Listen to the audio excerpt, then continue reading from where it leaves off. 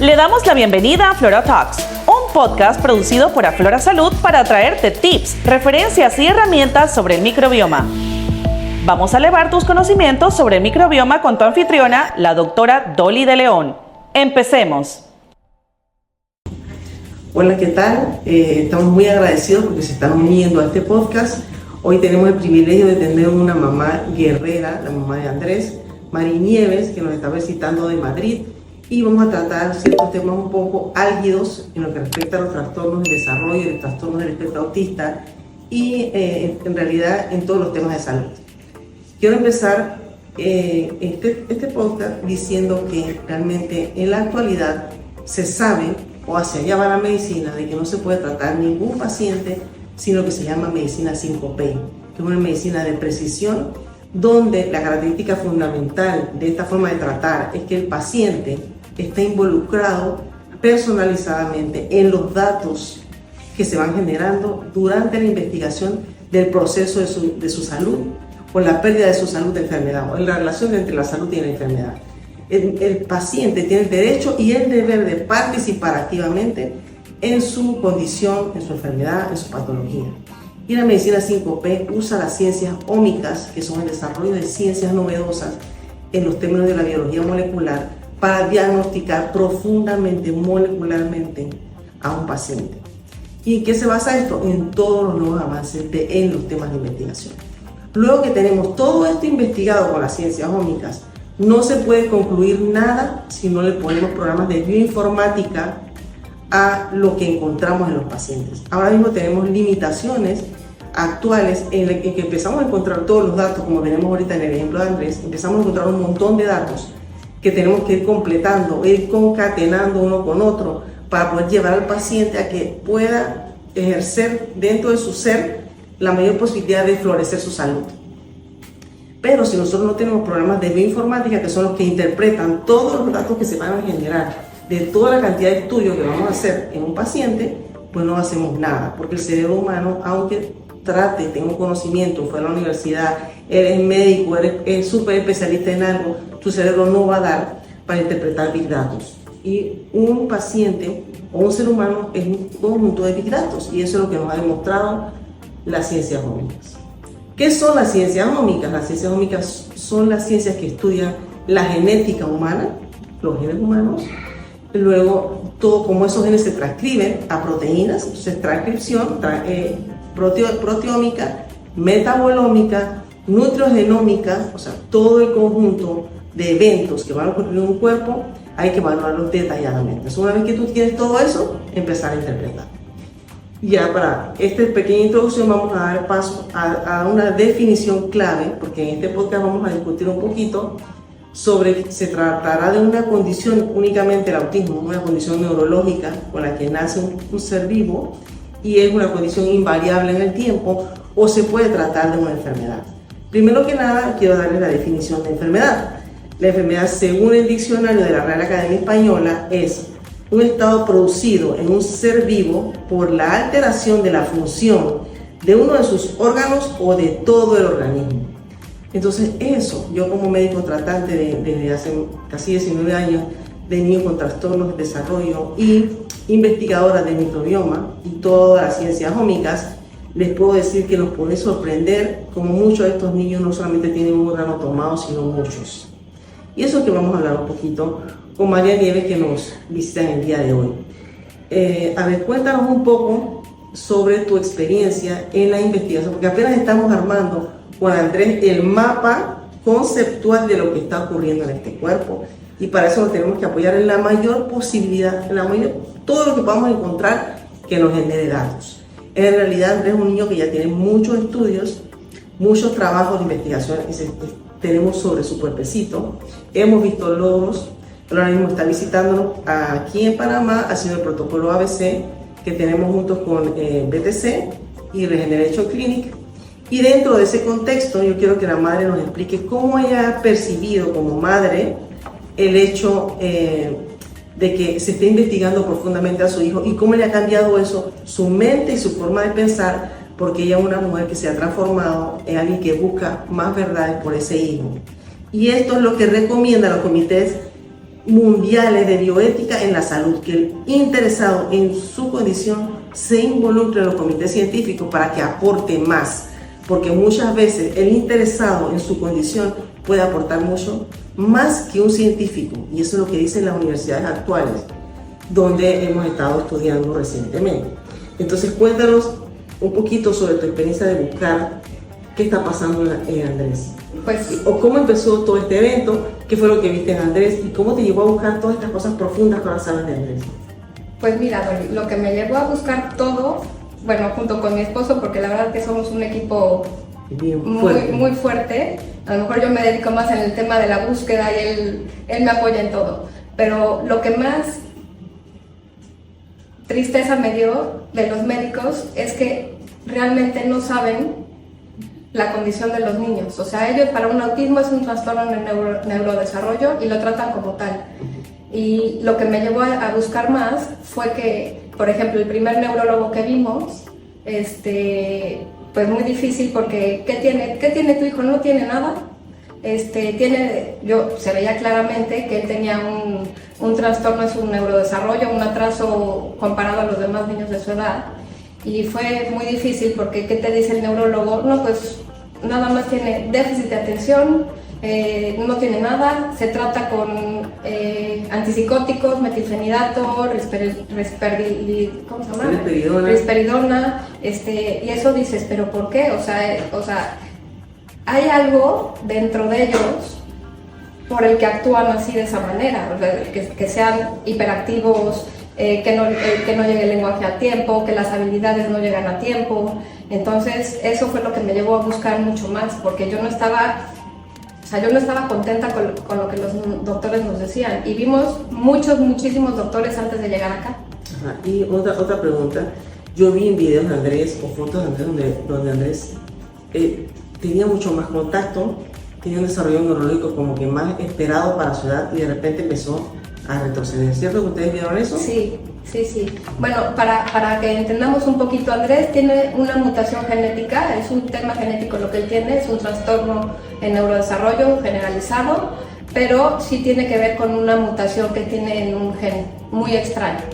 Entonces, para los doctores también muy desconocido porque muy poca gente conoce ese gen, entonces, y lo tratan pues generalizado para todo, o sea, como si fuera un trastorno de neurodesarrollo y así va a ser. Entonces, para que se comporte un poquito mejor y para que tenga más cognición, pues medicamentos alopáticos, que eso al final pues dañan todo su sistema. A lo mejor lo tendrán un poquito más calmado o más concentrado, pero hasta ahí, o sea, no le llegaba más. Y a mí, yo empecé a buscar y yo, no sé, algo fue que yo desde que Andrés nació, él tuvo muchas intolerancias, no pudo tomar de mi pecho, o sea, fue muy poquito tiempo lo que le pude dar de pecho, le caía mal, todo le caía pesado. Entonces yo dije, bueno, si él tiene intolerancias desde bebé, pues quiero que él se alimente sanamente. O sea, cuando empezó a comer la comida complementaria a los 6 meses, pues yo dije, me voy a enfocar a que él sea una alimentación perfecta. O sea, y como sabía que el lácteo le caía mal, él nunca ha comido lácteo en su vida, el gluten nunca lo ha comido, a lo mejor alguna vez a los 2 años, así, pero, o sea, lleva una dieta desde siempre, libre de lácteo, libre de gluten, libre de procesados, y yo creo que eso es lo que lo ha mantenido bien. Pero al al seguir buscando mucho, pues sí encuentras que, o sea, lo que a mí más tristeza me da de los doctores es que no se ocupan en buscar qué tiene orgánicamente el niño. O sea, eso es una tristeza espantosa, porque llegas con el médico y te dice, no, pues sí tiene déficit de atención, lo que te comentaba, ¿no? Pero un análisis de sangre, nada. ¿Qué come tu hijo? Nada. Entonces eso fue... No fue una obsesión para mí, pero sí me llevó a decir, no, es que esto no me gusta y quiero más, porque sé que mi hijo tiene esa capacidad y por supuesto que perdió funciones y hacía cosas que ahora no hace, y eso dije, bueno, él sí tiene la capacidad, ¿por qué ahora ya no? Y eso fue lo que nos llevó a buscar y bueno, gracias a Dios estamos acá y hemos encontrado muchísimas respuestas. hemos encontrado muchas cosas y es un caso que siempre lo llevaré en mi mente y en mi corazón porque cada caso te enseña mucho y es así, un caso te enseña para otro paciente. Pero como nosotros enfocamos los trastornos del desarrollo como que no solamente es el síntoma neurológico únicamente, y cada día me descubro más cosas de los síntomas neurológicos. Por ejemplo, hay síntomas que te puedes asociar a algo metabólico cada día más, pero uno tiene que irlo demostrando con investigación. Claro. Pero tú ves, perdón que te interrumpa, pero tú ves al niño y claramente sabes, o sea, solo por cómo lo ves y cómo se comporta, tú sabes casi lo que tiene. Y es cuando tú buscas y dices, bueno, mejor quiero este análisis porque puede que tenga esto, porque pueda que no digiera esto, porque tenga déficit de vitaminas o porque tenga algún patógeno, como que es fácil no fácil, pero sí es... Entonces es como que eso, buscar, como dijo la madre, de que si te llega un niño, eres médico, si estás viendo este podcast, o eres madre y estás viendo esto, mi hijo le diagnostican esto recientemente, entonces yo tengo que saber cómo están todos los órganos, todos los aparatos y sistemas de mi hijo. Porque ¿por qué mi hijo tiene un atraso? Y si es que solamente tiene una enfermedad inflamatoria intestinal, como lo he visto yo, y no tiene TEA, sino una enfermedad inflamatoria intestinal y ya, o una deficiencia severa de vitaminas, no lo sé, o cómo están sus órganos. Entonces, esto empezamos a hacer con Andrés. Él ya traía el diagnóstico de su mutación, como dice su mamá. Ahora bien, tengo que aclarar que toda vez que te diagnostican, mamá o papá que me escuchas, o un médico que estás presente, tienes que estudiar el genoma, el exoma, el metagenoma y todo el cuerpo del niño. De eso se trata la medicina 5P. El genoma es su genética. Exomas son las mutaciones o las condiciones genéticas que van a dar un síntoma. Y aquí la madre traía un estudio de exoma con la mutación, pero cuando nos pusimos a revisar la mutación, en el banco de datos de mutaciones nos dimos cuenta que no todos los pacientes que han desarrollado la mutación necesariamente tengan pérdida de lenguaje o los síntomas de autismo. Y Andresito fue un niño que tenía contacto, creo que tenía algunas palabritas así. Sí, dijo algunas palabritas, mamá, papá. Y todo fue perdiendo todo a una condición que podrían haberlo diagnosticado así, porque yo no diagnostico autismo, porque eso le corresponde a cada médico, pero vamos a decir que no era una condición ni leve ni moderada. Era un compromiso bastante importante. Muy comprometido. Entonces, revisamos la mutación y nos dimos cuenta, y si él hizo esto, entonces puede haber algo más. No me quedé solamente con el concepto de que, esto lo produjo el genio, como muchos médicos también lo hacen. No te puedes quedar con eso. Entonces, estudiamos tiroides, estudiamos riñón, la función renal, la función hepática, su sangre, cómo están sus células sanguíneas.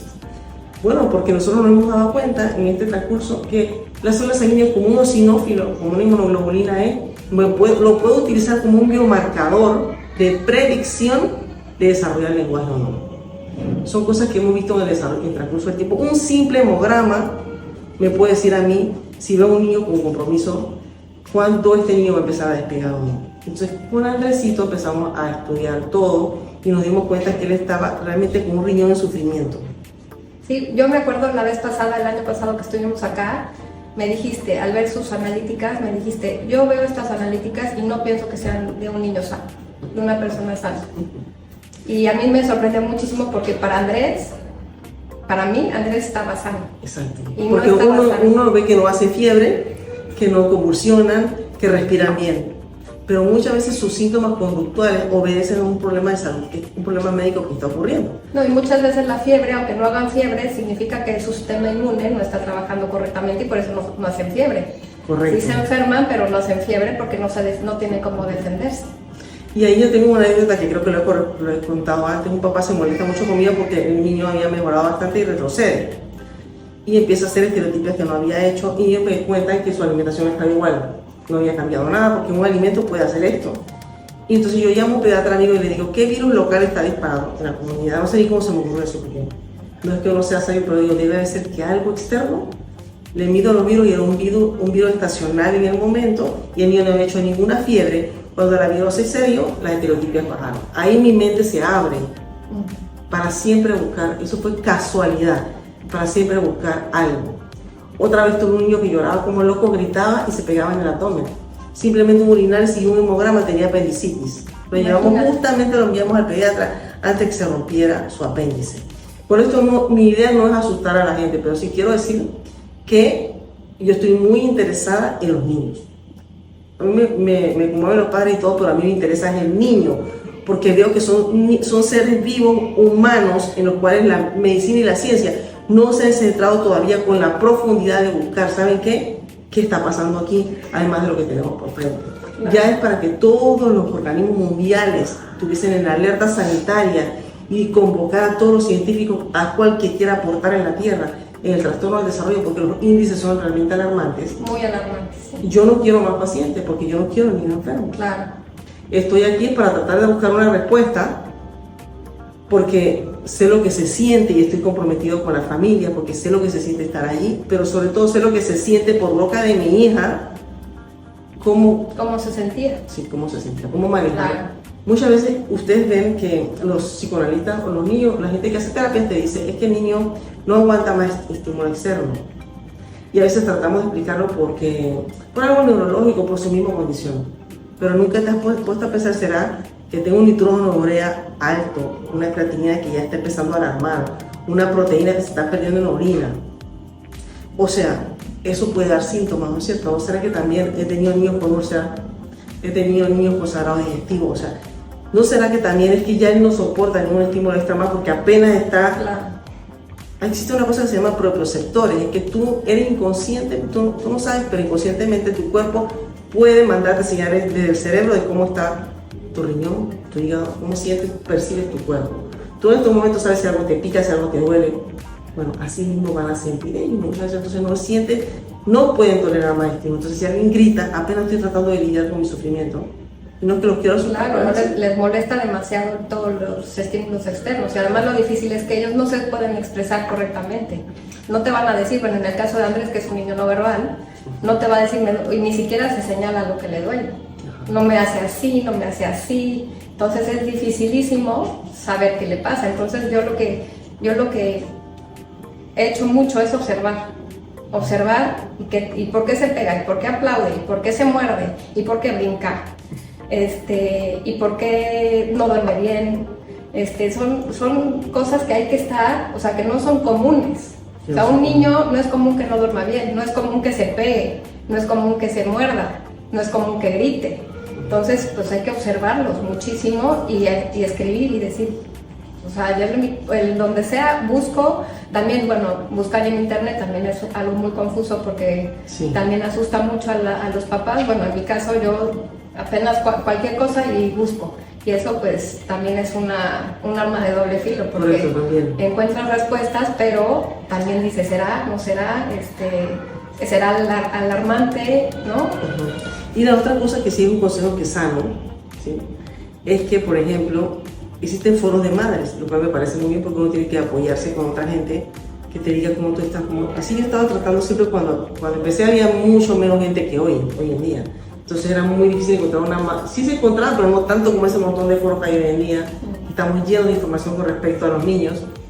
Pero, por ejemplo, si una madre te decía, ¿sabes qué? Que yo le di una X cosa que me dio un médico chino, que era una hierba que crecía en el Himalaya, yo no sé, una locura así. Entonces, uno en su desesperación como madre, porque también lo entiendo, tú vas a buscar esa hierba china y se la das.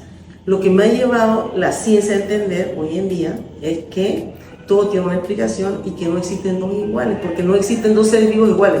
No se trata del autismo, se trata del enfoque de la medicina. Pero yo digo que lo que más nos ha enseñado esto, por lo menos a mí, es el autismo.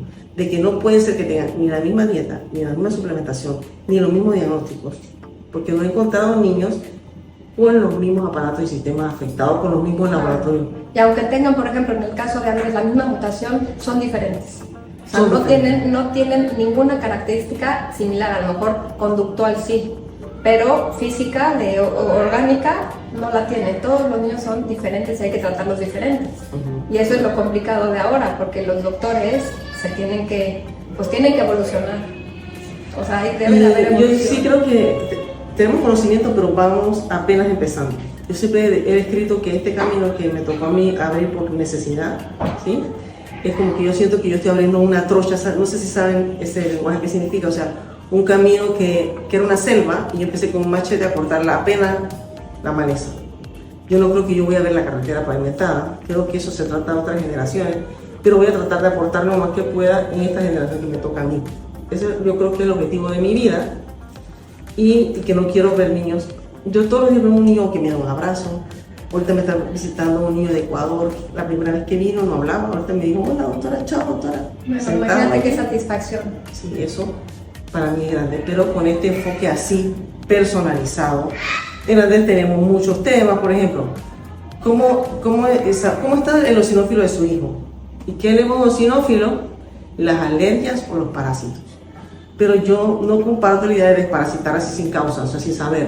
Yo siempre comparto de tratar de buscar si existe el diagnóstico posible para hacerlo molecularmente. Una vez que tenemos esto, ponte que tenemos un eosinófilo alto, todo médico sabe que el eosinófilo lo levantan las alergias o los parásitos. Si lo desparasito y me sigue la inmunoglobulina E alta y los eosinófilos altos, entonces es una alergia. Pues yo quiero darle este regalo hoy. Haz un hemograma. Si te sale un niño que tiene compromiso de lenguaje, comprensión, comunicación y socialización, sin ponerle un nombre, solamente que tenga estas 4 cosas y tiene estas cosas alteradas en sangre, pues este niño no va a poder mejorar si yo no le encuentro la causa de poderle bajar esto. Entonces siempre requiero buscar profundamente las cosas, que a mí he visto niños que cuando le encuentro la causa, se la suprimo y brotan. Y brotan y empiezan a hablar, una cosa asombrosa que a mí me deja aterrada y que bueno, sí llenan de mucha satisfacción. Esta mamá tiene mucho que compartirlo porque lo ha hecho de forma correcta. Si tú eres una mamá que está interesada, o un papá, o una tía, o un abuelo, y estás interesado en realmente aportar algo que sea significativo en la vida de tu hijo o tu familiar o en toda la comunidad de autismo, entonces dedícate a estudiar profundamente la cosa. Y esto es lo que ella nos está demostrando en la forma correcta. Ella entró a estudiar microbioma porque vio el rol que tiene el microbioma en todo lo que ha desencadenado en su hijo. Ahora bien, la mutación de Andrés es de novo. ¿Qué significa de novo? Que sus padres no tenían esta mutación. Y las mutaciones de novo, una de las causas es el aspecto epigenético, todo lo que es el entorno en que se somete este nuevo ser vivo que pudo haber hecho que la mutación se diera. Pero la más grande epigenética a la que nos sometemos como seres humanos o seres vivos, también los mamíferos, es el microbioma humano, y ella se ha dedicado a estudiar. Cuéntame tu experiencia en estudiar esto y tu experiencia también de madre de sentir que aportar este concepto nuevo de qué es microbioma a mi diagnóstico. ¿Realmente tú crees que ha podido ayudar a Andrés? Por lo menos hemos visto un equilibrio de la salud de Andrés. Sí, yo siento que me ha ayudado saber que estoy todavía en proceso de aprendizaje, pero siento que eso me ha ayudado a encontrar muchas respuestas que antes no tenía. A lo mejor yo veía por la IgE alta, pues, quién sabe por qué la tiene alta, y así me quedaba hasta ver al doctor. Ahora sé por qué tiene la IgE alta, y he aprendido muchas cosas en mi camino, y también lo que quiero en un futuro es poder ayudar a más personas que están viviendo lo mismo que yo. Que decir, oye, bueno, no soy experta, pero trátalo por otra manera, no le des un antipsicótico a tu hijo, por favor. A Andrés, por ejemplo, lo medicaron desde, no tenía ni siquiera 2 años, cuando empezó a tomar todos esos medicamentos. Y yo sabía que lo alteraban, y además alteran su microbioma. Entonces, y los antibióticos que los doctores dan, pero para tirar para arriba, y yo decía, pero si solo con una dosis de antibiótico, todo lo que yo he ganado en que mi hijo pueda tener un microbioma menos dañado, en un día o en 2 días que tome el antibiótico, eso se va a la basura. Y eso lo he aprendido muchísimo, que, o sea, no hay que recetar nada más por recetar, y, o sea, si tiene una gripa, pues tratarlo de otra manera, ¿no? Bueno, antibiótico, pues no, porque el trabajo se cae a la basura. ¿Tú consideras como madre que es importante que un padre evalúe el microbioma de su hijo? 100%. 100%. ¿El microbioma de Andrés estaba sano? Nada sano. El microbioma intestinal es considerado un órgano. Entonces, si nos vamos a definición de enfermedad, encontramos la alteración de la función de un órgano. Pero también él tiene ya afectado bastantes partes de su organismo. Que gracias a Dios, trabajando solamente en la parte alimentaria, trabajando en microbioma, trabajando en la parte de desinflamar y del sistema inmune, él ha ido recuperando. Por ejemplo, ya no tiene, ustedes saben lo que es no tener una alteración de creatinina, nitrógeno, urea, que son dos pruebas que se utilizan en la medicina regular. Cualquier médico graduado o estudiante de medicina sabe que esas dos pruebas se usan para evaluar la función renal. Y un niño tan pequeño ya con una alteración de estas pruebas, o sea, nosotros sabemos que él se ha salvado de una falla renal. Sí, y si yo me hubiera quedado con los médicos tradicionales que no te miden cómo está el niño, los valores del niño, a lo mejor, no sé, en un futuro, a lo mejor Andrés, a lo mejor el daño que empezaba a tener en el riñón ya hubiera podido ser irreversible. Correcto, pero si vemos una mutación KMT5B, esa mutación no tiene falla renal, entonces hay otra cosa en claro. Que no es su mutación, que no condiciona nada más sobre su sistema lo que está pasando en su sistema neurológico y en todo su cuerpo. Y en esa búsqueda estamos. Y no hemos parado ni vamos a parar, porque todo lo que podamos aportarle a este mapa de información que nos lleve a poder llevar un curso de pensamiento, que el único objetivo que tiene es sacar la salud celular, y de allí empieza a florecer el ser vivo, ¿sí? Pero si mi célula no está enferma, si mi célula está enferma o tiene alteraciones de cosas, para no hablar así específicamente ni tan científico, yo no puedo esperar que mi hijo reaccione, por ejemplo, conductualmente, comprensión. No hay manera. O sea, yo pienso que con Andrés hemos estado en terapia desde que era bebé, por el tema de que tenía muy bajito tono muscular, que eso sí es una característica de su mutación, que estos niños con esta mutación tienen bajo tono muscular. Pero las terapias para mí fueron en vano. Ahorita pienso, porque él no estaba sano físicamente para tener esa cognición, que ahorita ya le está logrando, y a lo mejor ya sus terapias, bueno, por supuesto que no es a lo mejor, ya. Es un hecho que sus terapias ya le funcionan porque él ya está cognitivamente pues más, o sea, abierto. Antes por mucho terapia, si él no estaba sano, no iba a avanzar en el tema cognitivo, en el tema de neurodesarrollo jamás. Y no podemos pretender que para nosotros estar calmados o tranquilos, tanto profesionalmente, los profesionales, como para también tratar de calmar aquellas cosas de la padre y de madre que uno está ansioso por ver a su hijo así. Ponerle un psicofármaco para que esté así y esté ocurriendo toda clase de cosas en su cuerpo. Claro. Y bueno, nosotros estamos bastante satisfechos con lo que hemos estado viendo en él. Por lo menos sabemos que su salud va en recuperación. 100%. Y eso ya nos calma porque nos da tiempo de poder seguir haciendo más. También es necesario explorar qué está ocurriendo en el cerebro. Por ejemplo, un mapeo cerebral, un QGG, aporta mucha información.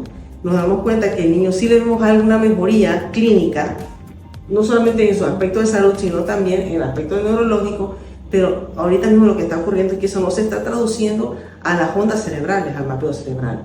Cuando esto pasa, por nuestra humilde experiencia, nos hemos dado cuenta, junto con médicos como la doctora Sor, que nos ha ayudado mucho también, a entender que ella me dice, algo está pasando porque el mapeo cerebral no muestra lo que esperamos para el paciente.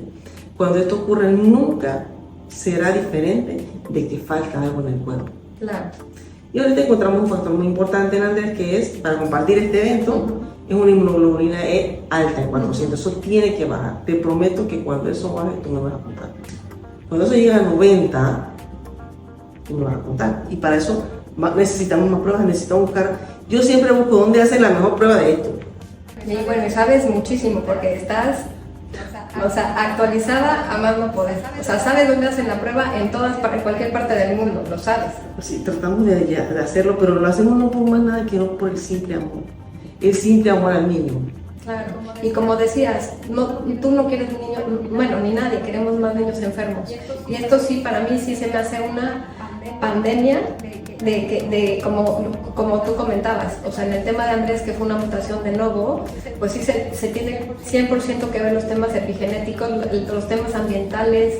Pues nuestro modo de vida ha cambiado. O sea, hace 100 años comíamos sano, no había tanto procesado, respirábamos aire más puro, se tomaba la luz del sol. Ahora ya no se toma la luz del sol, ya es terrible. Es terrible porque nuestro modo de vida ha cambiado. Entonces por eso hay tantos casos más ahora que para mí es alarmante y me da muchísimo miedo que siga pasando esto. Y la verdad yo estoy muy contenta porque con doctoras como tú, eso se puede frenar. Ay, yo. O sea, digo... Por lo menos podemos ir tratando de De concientizar, número uno. Y número de concientizar, eso es informar, educar, concientizar y que la gente esté realmente informada, porque hay mucha desinformación. Correcto, entonces creo que con esto vamos a dar por terminado. Vamos a pedirle a la mamá que nos dé un mensaje final, pero yo voy a decir el mío, y mi mensaje es el siguiente. Pues yo lo afirmo categóricamente porque me apego a la Real Academia Española de la definición de enfermedad. Entonces yo sigo afirmando que cada vez que me ha traído un niño con trastornos de desarrollo, nunca he encontrado un niño sano. Nunca he encontrado todos los aparatos del sistema en óptimo funcionamiento. Nunca he encontrado una bioquímica, una metabolómica, toxicológicamente. O sea, son una colección de eventos. Disbiosis. Sí, tantas cosas, pero tantas cosas que a mí me cuesta todavía y no es que me las sé todas para nada. Estoy empezando a entender cada día más, pero nosotros estamos tratando de hacer los mapeos completos. La otra limitante que hay es muchas veces el aspecto económico, porque cuando vamos a hacer todos estos estudios, Dios mío de los cielos, pero en verdad, papá y mamá, los estudios cuestan eso, porque los estudios genéticos son costosos, los estudios cuestan eso, tú vas al mismo laboratorio y cuestan. Entonces, si yo tengo información fraccionada, no puedo hacer un diagnóstico correcto. Claro. Necesito, entre más panoramas yo tenga una sola vez, podamos empezar a trabajar. Otro aspecto muy importante es la nutriogenómica. Ustedes sabían que la nutrición, desde el punto de vista de la genética, aplicada a la nutrición, nos puede decir a nosotros si alguna vez, si nosotros somos una persona, por ejemplo, que nunca va a absorber vitamina D de los alimentos. Eso es necesario conocerlo para poder tener una óptima salud. Mi mensaje es: llénate de información, pero verdaderamente certera y científica. Si quieres hacer algo por tu hijo, interésate en estudiar maestrías, posgrados, cursos, lo que sea. Leer libros, o sea, un poco autodidacta, aunque no, o sea, hay muchísimos libros que hablan de estos temas, muchísimos. Leer y informarte, aprender y que no, o sea, que no te agarren como de, pues lo que te diga el doctor sí lo hago porque es lo que dice el doctor y el doctor es el único que sabe. No puedes hacer eso. Es más, la universidad en la que estoy haciendo mi temporada último, que es una universidad de Europa, de Madrid, nos enseñó, como les dije, que el paciente tiene el deber y los comités nacionales, los comités científicos de cada hospital o de área científica donde se trabaja tienen que incorporar a los pacientes porque son los que están interesados en defender su situación. Entonces queremos que nos deje un mensaje así como final para cerrar y te agradecemos de antemano haber cooperado con nosotros en este podcast, pero también te quiero agradecer profundamente porque has aportado conocimiento a mi vida y a la vida de muchos niños a través de todo lo que has hecho, Ana Andrés. Muchas gracias. Y eso de verdad, hasta que me dan ganas de llorar, porque en verdad te lo agradezco. Tú no tienes idea cuánto tú piensas que soy yo que he aportado, tú me estás aportando. No, creo que es mutuo, porque yo también he aprendido muchísimo de ti y bueno, y el mensaje que puedo dar es que, o sea, que vean en serio lo que le pasa a su hijo, o sea, porque sí, los niños con trastornos en neurodesarrollo sí son niños enfermos, sí son niños enfermos que necesitan, que ya que ellos no pueden hacerlo, necesitan un empujón, o sea, no solo quedarte con el diagnóstico, como dice Miriam, ¿no? Un diagnóstico no es un pronóstico. Así es. O sea, no quedarte solo con el diagnóstico, sino buscar más a fondo y empezar con temas muy básicos como la alimentación, que altera muchísimo, es, como dices, comprobado científicamente y hay muchos estudios que lo avalan. La alimentación afecta, una mala alimentación afecta el tema neurológico de un niño. Entonces, empezar por ahí, si es lo más básico, si no hay recursos, empezar por una buena alimentación, cero comida procesada, cero comida chatarra, y pues eso es, yo creo que es lo que más importante que como papá tienes que empezar por eso, que es lo más básico y lo más fácil. Sí. Y verán cambios en sus hijos. Gracias por acompañarnos hoy en nuestro primer episodio de podcast que estaremos haciendo periódicamente en los próximos meses. Nuestra idea es darles más información para que ustedes mismos tomen el control de su salud. Gracias por acompañarnos en este episodio de Aflora Talks. No olvides valorar y suscribirte a este podcast para recibir más contenido como este. Desde aflorasalud.com puedes encontrar más recursos e información para que tomes acción y veas resultados pronto. Hasta la próxima.